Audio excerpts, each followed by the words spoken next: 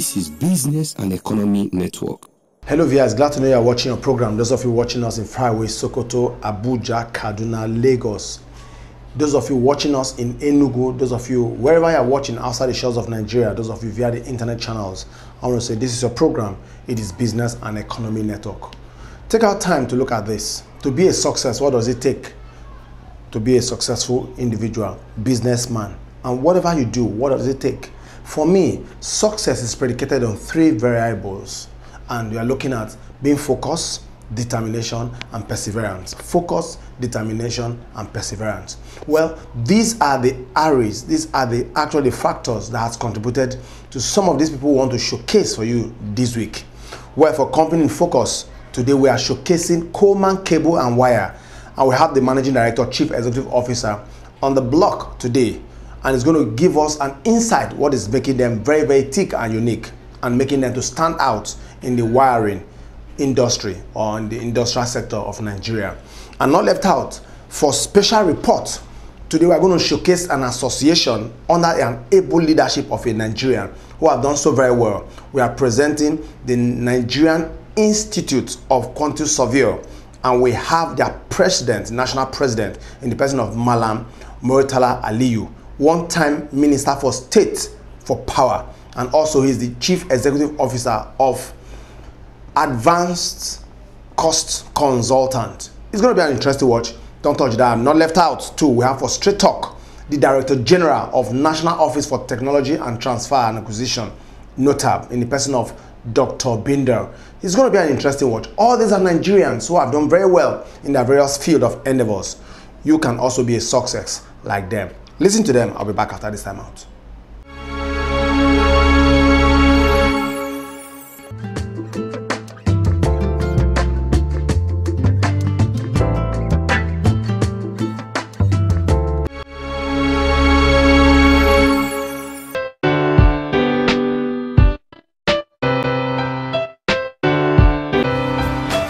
Doing business and being successful does not just happen with buying and selling product or services. For a product or service to be truly effective and acceptable in a market, both manufacturers and end users must arrive at an agreement. An organization must first understand who its customers are and what their values is over a time. The company must then determine what the needs of its customers are and how best to meet those needs. This has really helped to boost the growth and sustainability of Coleman Cable and Wires.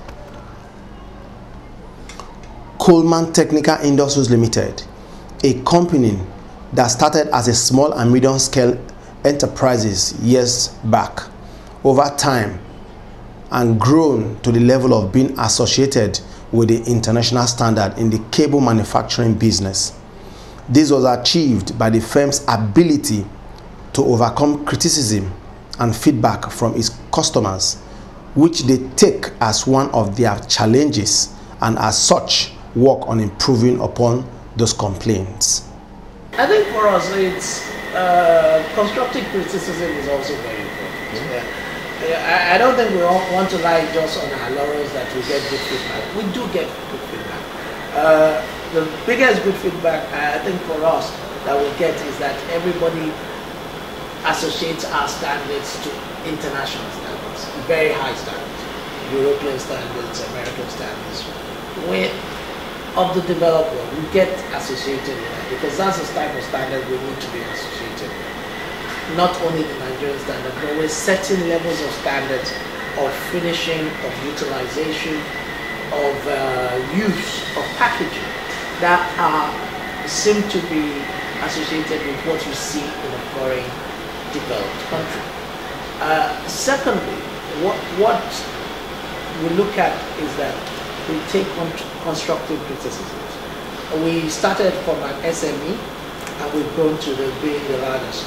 We didn't grow being right all the time. We grew listening to our customers, getting feedback even for things we're doing right or not even doing good enough, or things we're even getting wrong that we needed to do better. Which meant we improved ourselves a lot faster because we were listening. We changed packaging because they said the packaging was not good enough. We moved on to higher, more automated packaging over time. We moved on to more efficient, higher speed machinery because we wanted to be more efficient at deliverables, and we wanted to deliver within short lead time, because which is one of the biggest complaints from most of the customers. In cable, you don't get it on time. It's a very long lead time. And those are things that encourage us to do more.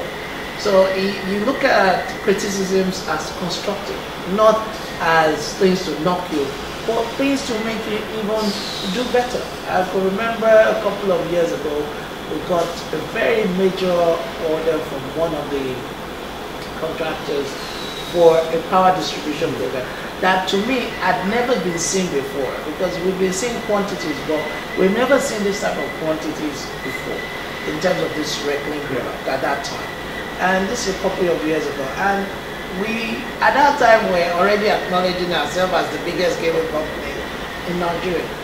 But we found out that we were still dealing with this issue 3 months behind, and we're almost 3 months behind schedule of delivery. But it was a challenge to us, and for us, we took it as a challenge. We finished whatever we could do, and we went back to reinventing ourselves by investing again a lot into the business. This business went round the whole industry. After 1 year, we ended up still finishing 50% of the order, because now the capacity to even finish that 50% lied only with Coleman. Because we took it as a challenge to expand the factory, that if this type of business comes our way again, can we meet that challenge? So to us, every business or every criticism is like a Coleman challenge. You are challenging us to do better. So if we feel in our own rights that we still didn't do good enough, we would work towards making sure that the next time you come, we are beating that expectation. So it's made us grow a lot faster than most. Coleman brand is well placed in every industry of the economy, especially in the automotive industry, as the automotive industry and other industries cannot do without cables and wires. Meanwhile, Coleman Cable is already taking another step in manufacturing of cable axis, which is what is obtainable in the automotive industry. I think we are well placed than most. The automotive industry is also an industry that needs cable. You cannot do, really there's literally no industry or no sector in life that does without cable. Now what you have in the automotive industry is a little bit different. It's called cable harnesses. Now what they use is the same cables, similar to the cables we use, but different in sizes. They're a lot smaller. But they call harnesses because they're already packaged. Instead of you having just one cable you're giving someone, it might be a cable need for this vehicle needs about a package connected to an end of maybe 5 or 6 different cables. So those are called cable harnesses. Now that is the next phase, which we believe component making in Nigeria would be the way forward. Cable harnesses have been done in Nigeria for it's not easy. We can provide that solution now for the automotive industry. We are trying to work with some of them to find local solutions for the harnesses, because it's not only about making the cable, it's about finishing it. Yes, because they don't want cable wire, they want harnesses, which is both end connected to certain electrical connectors. And that is where we see our own industry, or Coleman, placing itself into providing harness solutions for this industry. And we believe the growth is going to be there. And I think it's very positive now for the automotive, for us as a business to see us investing in time to create cable harnesses that will be solving different companies' cable needs for their vehicles.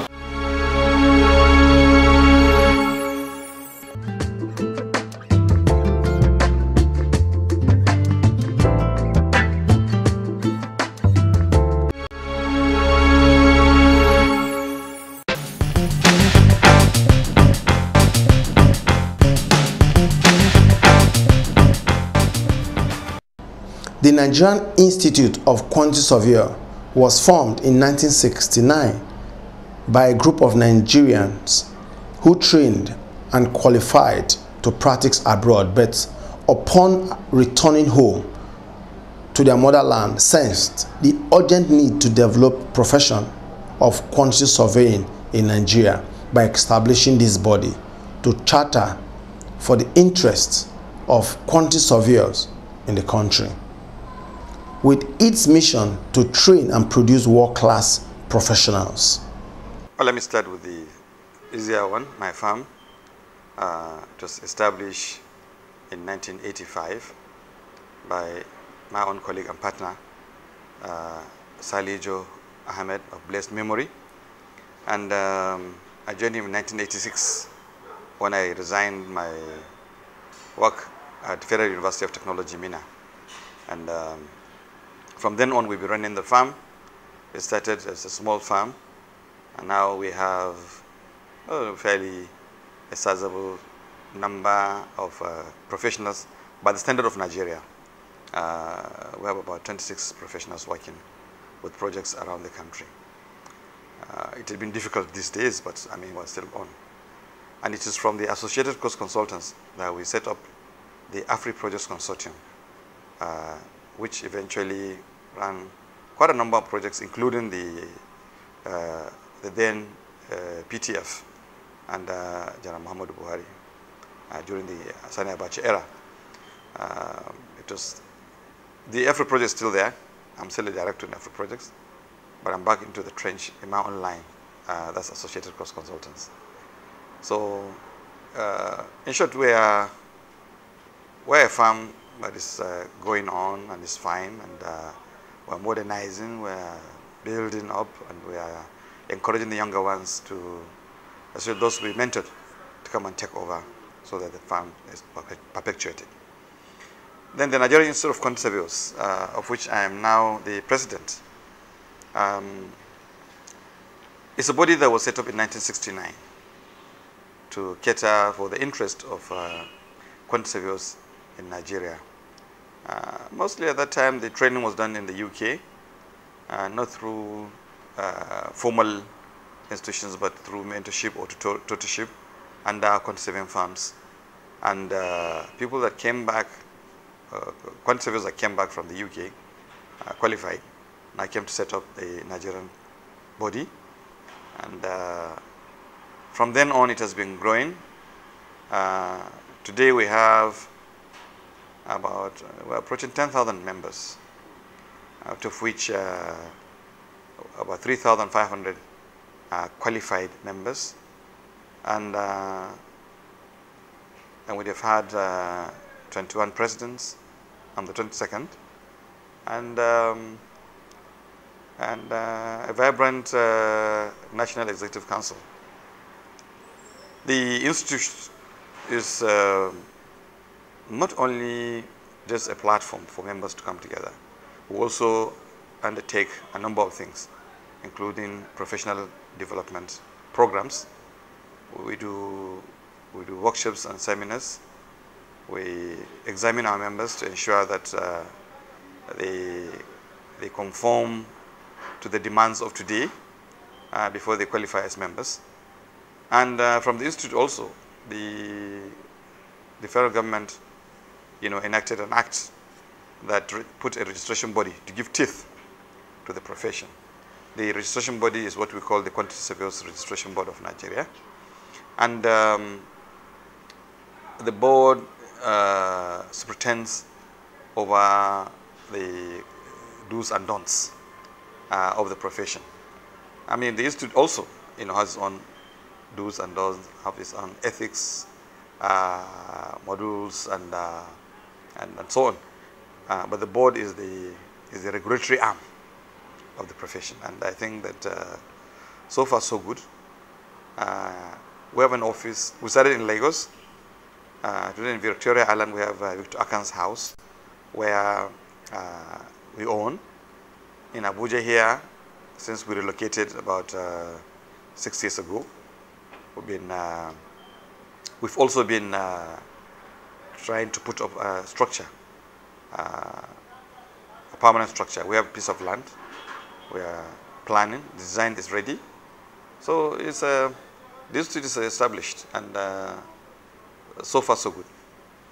In addition to being the current president of the Nigerian Institute of Quantity Surveyor, Madam Moritala Muhammad Aliyu is also a partner in the Petroleum Trust Fund project and a former minister of the Federal Republic of Nigeria, who has a strong belief that more focus should be given to the delivery of projects. This, he said, can only be achieved by competence enhancement, awareness, and to boost the political visibility of the quantity surveyor in Nigeria. Well, I mean, the truth is that in addition to being part of the PTF, I was also privileged to serve as a minister of the Federal Republic of Nigeria under President Obasanjo. My own worldview of the profession itself and the institute is that a number of things need to be done. The concept of professional service is changing. The market is looking for delivery. And what we must do is to channel our energies towards the delivery of projects, both building and civil engineering constructions. And to do that, we need to enhance our competences in various fields. When I took over as a president, I promised to do certain things. And one of that is to, first of all, expand the membership. I think for a population of 170 million people, having just, at that time, 1,800 qualified members was too low. Today, we're about 3,500.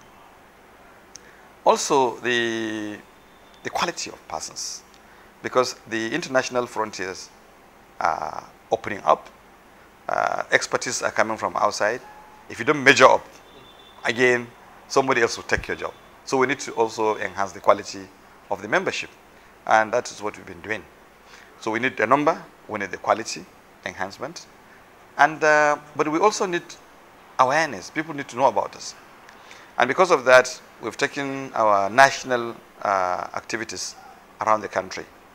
We said, okay, for the term of 2 years, which I will be president, we'll go around the 6 geopolitical zones, and I hope this tradition will continue. We went to Oshogbo in Osun State for the southwest. That was the first. Then we came back and went to Gombe in the northeast. And then from there we went to Uyo in Akwa Ibom. And the last outing was in Kano. And we are going to Enugu in July. My tenure is supposed to finish in November. The intention was to go to Mina, but apparently because of the election this year, we have had to adjust our program. So we may probably not go to Niger. But since Abuja is also in the central zone, I think it will cover for Niger. We'll find an activity for Niger. And I think the next ESCO can also do that if they intend to continue the tradition. Then I said I will also increase our political visibility. Today we have a governor who is a conservative. Previously we had two governors. The former national chairman of the PDP is conservative. Senator Bukar Abba Ibrahim, who was governor of Ibe State, is a conservative. Now we have Malan Nasur El-Rufai, a conservative. The deputy governor of Katsina State elect, Monir Akubu, is a conservative. We have senators. We have members of the House of Reps who are conservatives. Now we need to enhance our political visibility, because the only way you can influence policies, and policies influence development, is to be part of part of politics. I personally had attempted to contest for the governorship of my state. I didn't make it.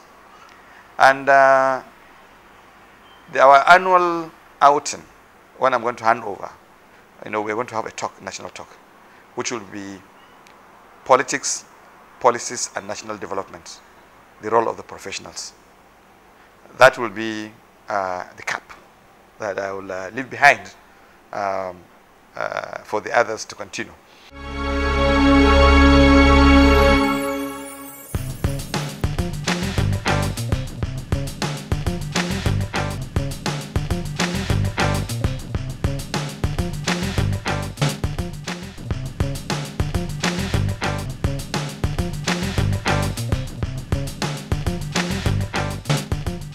Well, first of all, as you know very well, Nigeria is a major player in ECOWAS. And I have been involved right from the African Union level on the development of science, technology, and innovation in the continent, and then down to the ECOWAS sub-region. So we have partnered with ECOWAS. I was a major player in the process of articulating the science, technology, and innovation policy for West Africa. And based on what we are doing, trying to regulate technologies transferred from foreign countries, all the experiences that we are having from NOTAP, we believe that other African countries should learn from us too, because NOTAP is unique and it is functioning in Nigeria. It is creating real dividends scientifically, technologically, and people are innovating, and therefore we wanted to spread that. And the best process is actually to engage the ECOWAS office itself. So we went to the headquarters to meet with the commissioner in charge of science and technology, Professor Izin, and then we had fruitful discussions on how do we partner. How do we partner to popularize the production of relevant intellectual property, the protection of intellectual property, the commercialization of R&D from institutions.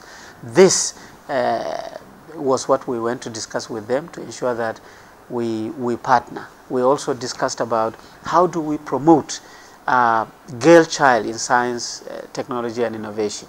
You know, we also discuss about awards for high-performing scientists, technologists, and innovators in the West African sub-region.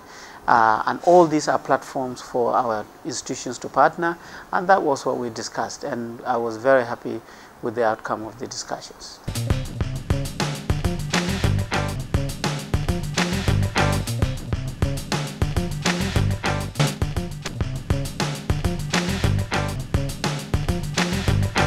Well, you see, the NOTAP in the process of doing its work interacts with a lot of not just industries, but also other countries, because we visit the research and development facilities of these companies outside and we see what they do.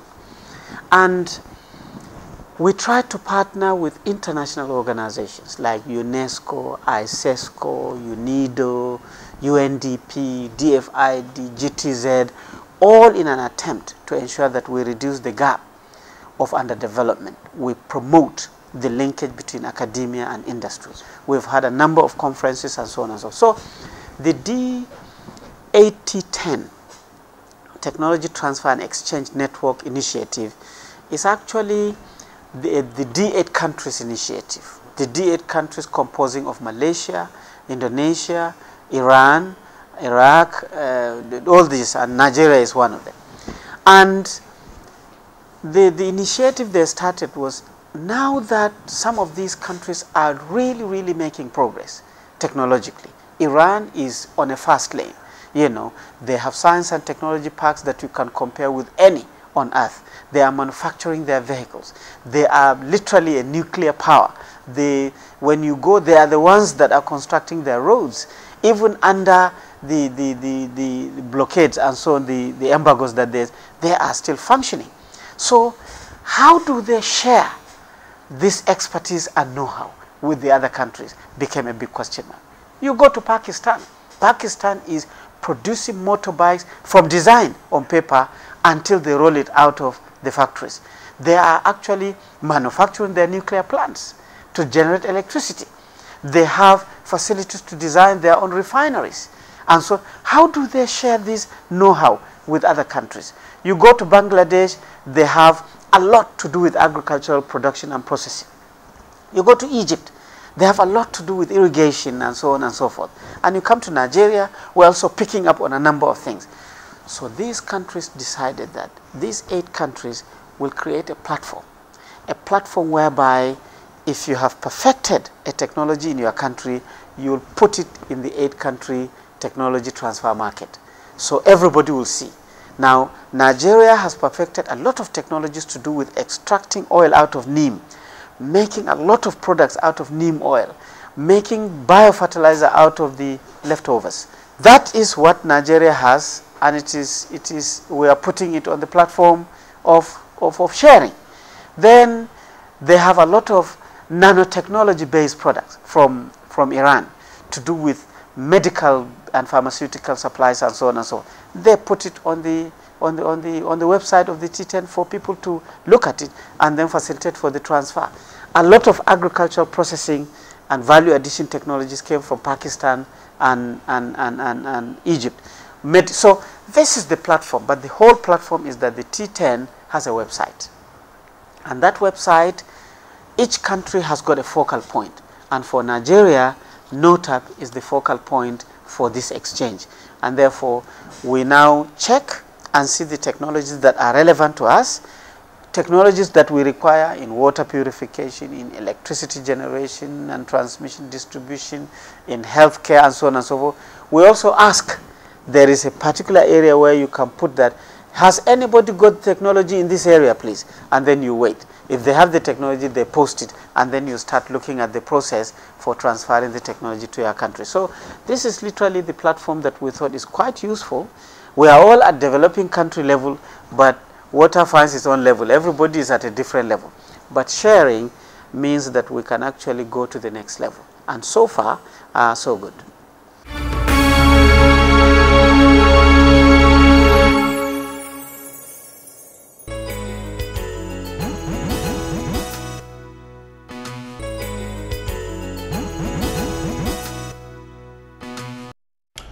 Well, via this way time will permit us, I want to say thank you so very much as we draw the wrap of this program. I know the event of the past has really been very, very challenging. Well, I don't need to go back. But the truth of the matter is that we must learn our lessons from the past and see how we can also present ourselves here in the present and also see how we can forecast for the future. These are stories of multinational companies, companies who have done very, very well. In life, there must be challenges. In any situation you find yourself, you must think through and see how you can come out. I know one thing is sure, success awaits you. Pray for our leaders as we gradually transit to yet another leadership in Nigeria. And I know it will be well for our nation, Nigeria. Nigeria is a blessed country. You are also blessed to be a Nigerian. I love my country. I love Nigeria. And may God continue to bless Nigeria. See you next week.